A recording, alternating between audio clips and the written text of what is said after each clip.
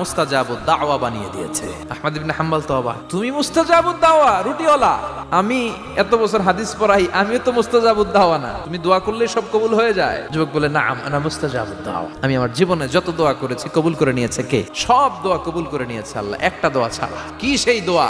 যুবক এবার বলতে শুরু করলো, আমার জীবনে যে দোয়াটা আল্লাহ কবুল করে নাই সেটা হচ্ছে আমি আল্লাহর কাছে অনেক চেয়েছি, অনেক দোয়া করেছি, যে আল্লাহ শুনেছি এই জামানার সবচেয়ে বড় মুহাদ্দিস, তার নাম নাকি ইমাম আহমদ ইবনে হাম্বল, আল্লাহ তোমার কাছে আমার চাওয়া আমি যেন এই ইমাম আহমদ ইবনে হাম্বলের দেখে মরতে পারি।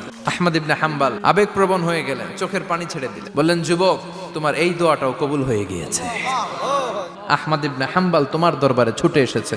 যুবক চোখের পানি ছেড়ে দেয়, যুবক চিৎকার মেরে ইমাম আহমদ ইবনে হাম্বলকে জড়িয়ে ধরে, হাতে হাত রেখে মুসাফা করে, কপালের মধ্যে চুমু খায় আর আল্লাহর শুকরিয়া করে বলে, ও ইমাম, আসলে এই দোয়াটাও আল্লাহ আজকে কবুল করে নিল।